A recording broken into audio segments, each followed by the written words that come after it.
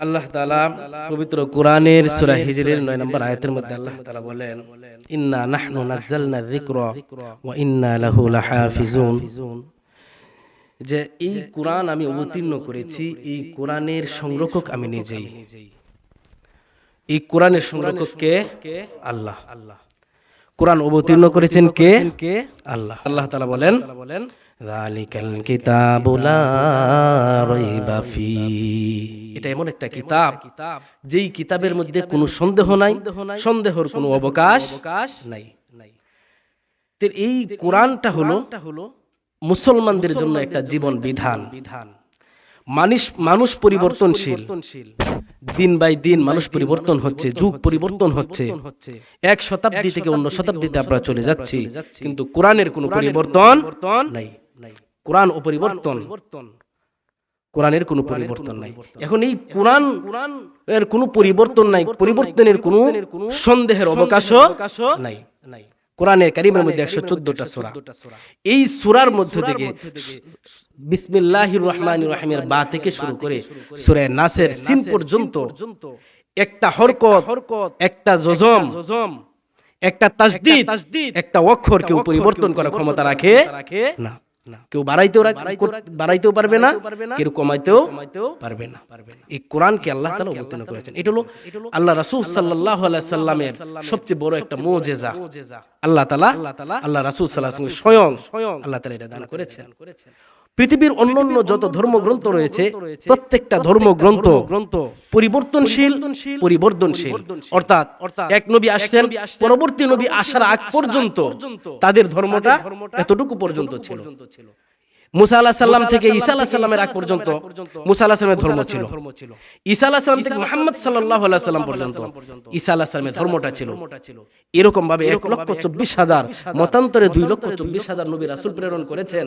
প্রত্যেক নবী রাসূলের যে নতুন নতুন শরীয়ত আর কিতাব ছিল, প্রত্যেক কিতাবটা তাদের সময়ের জন্য ছিল। কিন্তু কোরআনে কারীম আল্লাহ তাআলা অবতীর্ণ করেছেন, এটা কোন পর্যন্ত? এখন পর্যন্ত না কিয়ামত পর্যন্ত? কিয়ামত পর্যন্ত। এটার মধ্যে পরিবর্তন এবং অবকাশের কোনো অবকাশ আছে? নাই। কিন্তু এখন বর্তমানে কিছু লোক বের হয়েছে, যারা মনে করে কোরআন কারীমের মধ্যে জাল হাদিস এবং জাল আয়াত আছে। আমরা সবাই একটু নাউজুবিল্লাহ বলি। আল্লাহ পাক রব্বুল আলামিন এই কোরআনকে অবতীর্ণ করেছেন, আর এই কোরআনের আয়াত এবং একটা অক্ষর যদি কেউ মনে করে যে এই অক্ষরটা বানানো হয়েছে অথবা এটার মধ্যে জাল ঢোকানো হয়েছে, ওই ব্যক্তি কি হয়ে যাবে? কাফের। কি হয়ে যাবে? কাফের হয়ে যাবে। নতুন করে তওবা করে কালিমা পড়ে তার ইসলামের মধ্যে তার প্রবেশ করতে হবে। এছাড়া সে যত বড় আল্লামাতুল দাহার হয়ে যাক, সে কখনো মুসলমান হতে পারবে। আল্লাহ তাআলা সূরা বাকারার মধ্যে আবার বলছেন, ওয়া ইন কুনতুম ফি রাইবিম মিম্মা নাযালনা। তোমরা যদি মনে করো কোরআনে কারীম বানানো, এটা রাসূল বানিয়ে নিয়ে এসেছেন, তাহলে তোমরা যারা সমজাতীয় রয়েছে, যারা সন্দেহ করো, তোমরা মিলে এবং জিন ইনসান সবাই মিলে চেষ্টা করো কোরআনের মতনই একটি কোরআন আনতে পারো। কখনো কি আনতে পারবে? না, কখনো আনতে পারবে না। সূরা কাউসারের মতো একটি সূরা নিয়ে আসো, ছোট্ট সূরা, এটাও পারবে না। সুতরাং এই চ্যালেঞ্জ যেহেতু পারো না, কোরআনের মতো ছোট্ট একটা আয়াতের মতো একটা আয়াত নিয়ে এসো, এই আয়াতও তোমরা কখনো বানাতে পারবে না। সুতরাং কোরআন যে অবতীর্ণ হয়েছে, এই কোরআনের উপরও তোমাদের বিশ্বাস স্থাপন করতে হবে। বিশ্বাস স্থাপন করতে হবে। এই কোরআনের মধ্যে যদি বিশ্বাস স্থাপন না হয়, তাহলে আল্লাহ পাক রব্বুল আলামিন সূরা নিসার ৫৬ নম্বর আয়াতের মধ্যে আল্লাহ তাআলা বলছেন, ইন্নাল্লাযীনা কাফারু বিআয়াতিনা সাউফা নুসনিহিম নারা কুল্লামা নাদিদাত জুলুদুহুম বাদদালনাহুম জুলুদান গায়রাহা লিয়াযুকুল আযাবা ইন্নাল্লাহা কানা আজিজান হাকীমা। আল্লাহ তাআলা বলছেন এই কোরআনে কারীম যদি যারা কাফের হয়েছে, যারা আমার আয়াতকে অস্বীকার করে মিথ্যা প্রতিপন্ন করার চেষ্টা করে, তারা এই আয়াতকে অস্বীকার করে আয়াতকে মানতে চায় না, কোরআনকে মানতে চায় না, আল্লাহ তাআলা বলেন বাদদালনা সাউফা নুসলিহিম নার, তাদেরকে আমি অচিরেই জাহান্নামের আগুনে তাদেরকে ঢুকিয়ে দিব। নাউযুবিল্লাহ। কোথায় ঢুকিয়ে দিবেন? জাহান্নামের আগুনে। শুধু জাহান্নামের আগুনে ঢুকিয়ে দিব এরকম না, ওই জাহান্নামের আগুন তাদের কতটা ভয়ঙ্কর হবে আল্লাহ পাকের বলছেন কুল্লামা নাদিজাত জুলুদুহুম বাদদালনাহুম জুলুদান গায়রাহা লিয়াযুকুল আযাবা। আমি তাদের চামড়াগুলো যে রয়েছে, তাদের চামড়াগুলো পুড়ে যাবে জাহান্নামের আগুনে, এরপর ওই চামড়াগুলোকে নতুন করে আবার নতুন চামড়া দেব, আবার এই চামড়াগুলো পুড়ে সারকার হয়ে যাবে। মানুষ কে আল্লাহ তাআলা এই যে শাস্তি দিবেন, এই যে চামড়া দিবেন, নতুন চামড়া আবার দিবেন, আবার পুড়ে যাবে, আবার দিবেন, অর্থাৎ ওখানে কি নাই, কোনো মৃত্যু নাই। দুনিয়ার আগুনে আমি আপনি 5 সেকেন্ড রাখতে পারবো, হাত 10 সেকেন্ড, 1 মিনিট। তাহলে জাহান্নামের আগুন দুনিয়ার আগুনের চাইতে আরো কোটি কোটি গুণ বেশি ভয়ঙ্কর। আল্লাতী তাত্তালিউ আলাল আফইদা, দুনিয়ার আগুনের মধ্যে যদি মানুষ শুধুমাত্র আঙ্গুল রাখে, আঙ্গুলটা পড়ে যায়, হাতটা পড়ে যায়, কিন্তু আল্লাহ পাক রব্বুল আলামিন বলছেন জাহান্নামের আগুনের যদি মানুষের কনিষ্ঠ আঙ্গুল স্পর্শ করে কলিজা পর্যন্ত তার বোনা হয়ে যাবে, কলিজা বোনা হয়ে যাবে। আল্লাতী তাত্তালিউ আলাল আফইদা, কলিজা পর্যন্ত বোনা হয়ে যাবে। ওই চামড়াগুলাকে পরিবর্তন করব, পরিবর্তন করে আবার চামড়াগুলা জোড়া লাগাবো, লিয়াযুকুল আযাবা। এইভাবে তার একবার দুইবার হবে এরকম না, লিয়াযুকুল আযাবা। ওই মানুষটা আযাব শুধু আস্বাদনই করতে থাকবে, আস্বাদনই করতে থাকবে। একমাত্র কারণ ছিল কোরআনকে অস্বীকার করা, কোরআনকে অস্বীকার করা, কোরআনের আয়াতকে অস্বীকার করা, কোরআনের আয়াতকে না মানা, কোরআনকে না মানা, জীবন বিধান হিসেবে গ্রহণ না করা। ইন্নাল্লাহা কানা আজিজান হাকীমা। আল্লাহ তাআলা বলছেন যে নিশ্চয়ই আল্লাহ তাআলা মহা পরাক্রমশালী এবং মহাজ্ঞানী। সুতরাং কোরআনের কোনো পরিবর্তন আছে নাই। তাহলে এই যে কোরআন, এই কোরআনকে অবতীর্ণ করেছেন আল্লাহ। এই কোরআন আমাদেরকে বিশ্বাস স্থাপন করতে হবে না, সবার বিশ্বাস স্থাপন করতে হবে। এই কোরআনেই মেইন কোরআন আল্লাহর পক্ষ থেকে রাসূলের উপর অবতীর্ণ হয়েছে, এই কোরআনটাকে আমাদের বিশ্বাস করতে হবে। যখন বিশ্বাস অন্তরের মধ্যে স্থাপন হবে, তখন আল্লাহ পাকের জান্নাত আমাদের জন্য। আর এটা যদি বিশ্বাস আমাদের স্থাপন না হয়, তাহলে আল্লাহ পাক রব্বুল আলামিনের এই যে শাস্তি, এই শাস্তিটাকেও আমাদের মেনে নিতে হবে। তোমাদের উপর কোরআন অবতীর্ণ করেছে ফিল কিতাব, এই কোরআন তোমাদের উপর কি করেছি? অবতীর্ণ করেছি। আন ইদা সামিআতুম আয়াতিল্লাহি ইউকফারু বিহা, যখন এই কোরআন তোমরা শোনো, এই কোরআন শোনার পর যদি কোনো ব্যক্তি অস্বীকার করে, ওই কোনো ব্যক্তি যদি মানতে না চায়, কোরআন শুনছে, আয়াত, কোরআনের আয়াত শুনছে, বলা হইতেছে আকিমুস সালাতা ওয়া আতুজ যাকাতা, তোমরা নামাজ কায়েম করো, যাকাত প্রদান করো। বলা হইতেছে লা তাকুলুর রিবা, তোমরা সুদ খেও না, তোমরা ঘুষ খেও না। ওয়ালা তাকতুলু আওলাদাকুম, তোমরা নিজেদের সন্তানদেরকে হত্যা করো না। জন্ম নিয়ন্ত্রণের পদ্ধতি তোমরা ব্যবহার করো না। এই যে আল্লাহ পাকের যে বিধি বিধানগুলা রয়েছে, এই বিধি বিধানগুলা আমরা কিছু শুনতেছি, কিছু পালন করতেছি, আর কিছু পালন করি না। মনে করি যে একটা বিধান আমার জন্য, আর একটা বিধান মানে অন্যের জন্য। আর নয়, ইসলামের যত বিধি বিধান আছে সব হুজুরের জন্য। সব কি? হুজুরের জন্য। কিরকম হুজুরের জন্য? হুজুরের দোষ যেরকম ভাবে খোঁজা হয়, চিন্তা করেন যে অন্য জনের দোষ নিজের দোষ এরকম খোঁজা হইতো, তাহলে কিন্তু সমাজটা পরিবর্তন হয়ে যেত, তাইতো না? সমাজ এমনি পরিবর্তন হয়ে যেত।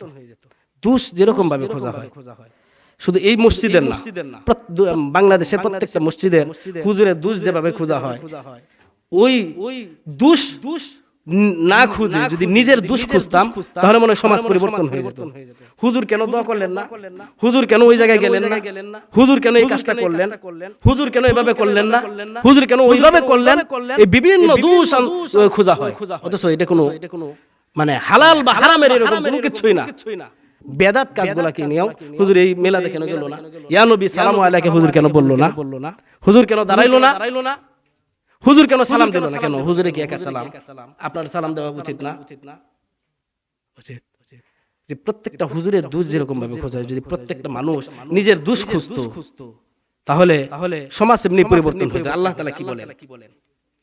ইসলামের শিয়ার নিয়ে, ইসলামের আলামত নিয়ে, হুজুরের লম্বা জুব্বার টুপি দেখে যদি কেউ নাক ছিটকায় তাহলে আল্লাহ পাক রব্বুল আলামিন বলেছেন ওই ব্যক্তি যেমন কেমন যেন কোরআনকে অপমান করলো। কোরআনকে কি করলো? অপমান করলো, কোরআনকে লাঞ্ছিত করলো। সাবধানে, সাবধানে। তাই এখানে আল্লাহ তাআলা ইকফারু বিহা ওয়া ইস্তাহজাউ বিহা, তারা উপহাস করে, ঠাট্টা করে। হুজুরের তো কোনো খায়া কাম নাই, হুজুরের নামাজের কথা বলবো, হুজুরের তো কোনো খায়া কাম নাই। এই কারণে দুনিয়া সম্বন্ধে জানে না, এই সুদ যারা খায় তাদেরকে নিষেধ করে, ঘুষ যারা খায় দুনিয়া সম্বন্ধে হুজুর একবার অজ্ঞ। আমাদের টিভি দেখতেই হবে, টিভি ছাড়া কোনো উপায় নাই, নাটক সিনেমা দেখতেই হবে, কারণ এটা ছাড়া কোনো উপায় নাই। এরকম অবস্থাটা হয়ে গেছে। হুজুর তো এগুলো বলবোই, কারণ দুনিয়া সম্পর্কে হুজুর জানে না।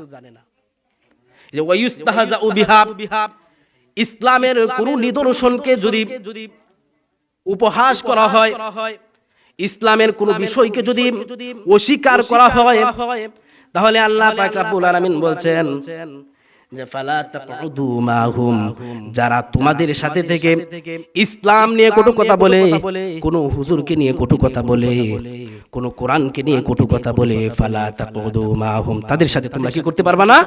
বসতে পারবা না। তাদের সাথে বসা কি হারাম, তাদের সাথে বসা কি হারাম, তাদের সাথে বসা যাবে না। ফালা তাকউদু মাহুম, মানে এটা কার কথা? হুজুরের নাকি কোরআনের? ফালা তাকউদু, তোমরা বসতে পারবা না, মাহুম, তাদের সাথে যারা ইসলাম নিয়ে কটু কথা বলে, যারা মুসলমানের এবং মাদ্রাসার ষড়যন্ত্র যারা করে। ওই যে ওই দিন একটা হাদিস পড়ছি, মুনতাখাব হাদিসের মধ্যে আল্লাহ রাসূল সাল্লাল্লাহু আলাইহি ওয়াসাল্লাম বলছেন যে এক সাহাবী জামাত থেকে পৃথক হয়ে গেছেন। জামাত থেকে কি হয়ে গেছেন? পৃথক হয়ে গেছেন, অর্থাৎ তিনি জামাতে নামাজ আদায় করেন না এবং সমাজ থেকে অন্য একটা জায়গায় গিয়ে বসবাস করেন। আল্লাহ রাসূল সাল্লাল্লাহু আলাইহি ওয়াসাল্লাম বলছেন এই যে বকরির যে পাল আছে, বকরি পালের মধ্যে একটা বকরি পাল ছাড়া ওই বকরিটাকে, ওই ছাগলটাকে যেভাবে বাঘে আক্রমণ করতে পারে, তেমনি ভাবে মানুষের জন্য বাঘ হলো শয়তান। মানুষ যখন সমাজচ্যুত হয়ে যায়, এই সমাজের সাথে আমি মিশবো না, এই মসজিদে আমি যাব না, তখন আল্লাহ পাক রব্বুল আলামিন বলছেন, আল্লাহ রাসূল সাল্লাল্লাহু আলাইহি ওয়াসাল্লাম বলছেন ওই মানুষটার জন্য শয়তান এরকম বাঘ হয়ে গেছে। ওই বাঘ যেভাবে ছাগলকে খেয়ে ফেলে, তেমনি ভাবে শয়তান ওই মানুষটাকে জাহান্নামের গর্তে নিয়ে ফেলে দিবে। নাউযুবিল্লাহ। কার কথা এগুলা? কোরআন এবং হাদিসে। সুতরাং আল্লাহ পাক রব্বুল আলামিন যে বিধানটা দিয়েছেন এটা মানতে হবে। এরপরে আল্লাহ দেখেন কি বলেন, হাত্তা ইয়াখুদু ফি হাদিসিন গায়রিহি, ওই মানুষটা কোরআনের বিরুদ্ধে বলেছে, ওই মানুষটা ইসলামের বিরুদ্ধে বলেছে, ওই মানুষটা ইমামের বিরুদ্ধে বলেছে, কোন ভালো মানুষের বিরুদ্ধে বলেছে, ইসলামের দাড়ির বিরুদ্ধে বলেছে। ওই মানুষটা যতক্ষণ পর্যন্ত তার ইসলামের কথাই না ফিরে আসে ততক্ষণ পর্যন্ত তুমি তার সাথে বসবা না, ততক্ষণ পর্যন্ত কি করতে পারবা না? বসতে পারবা না। কারণ হলো ইন্নাকুম ইযাম মিসলুহুম ইন্নাল্লাহা জামিউল মুনাফিকিন। আল্লাহ পাক রব্বুল আলামিন ওই মানুষটা যে কটু কথা বলেছে, ওই মানুষটাকে মুনাফিকদের সাথে জাহান্নামের আগুনে নিক্ষেপ করবেন, জাহান্নামের আগুনে নিক্ষেপ করবেন। ইন্নাল্লাহা জামিউল মুনাফিকিন, প্রত্যেকটা মুনাফিককে ওয়াল কাফিরিনা ফি জাহান্নামা জামিআ, প্রত্যেক মুনাফিক এবং কাফিরকে যেখানে জাহান্নামের আগুনে একত্রিত করবেন, ওই মানুষটাকে কি ওই জায়গায় একত্রিত করবেন। এটা কার কথা? আল্লাহর কথা। এখন কি মানবো কি মানবো না? মানতে হবে। আর এই কোরআন কার পক্ষ থেকে নাজিল হয়েছে? কার পক্ষ থেকে? আল্লাহর পক্ষ থেকে। এই কোরআন কি বিশ্বাস করা যাবে কি যাবে না? যাবে। কোরআনের মধ্যে কোনো সন্দেহের অবকাশ আছে? নাই। আছে? যারা সন্দেহ করে, যারা এই কোরআনের বিরুদ্ধে কথা বলে, কোরআনের মাদ্রাসা যারা বন্ধ করতে চায়, যারা ষড়যন্ত্র করে, যারা সমালোচনা করে, তারা প্রত্যেকটা ব্যক্তি ওই ব্যক্তির মতোই, কোরআন অস্বীকারীর মতোই। এখানে আল্লাহ পাক রব্বুল আলামিন আমাদেরকে মানুষের কটু কথা এবং কোরআনের প্রতি আস্থার বিশ্বাস রেখে কোরআন অনুযায়ী হুকুম আহকাম পালন করার আল্লাহ পাক তৌফিক দান করুন। সবাই বলি আমিন।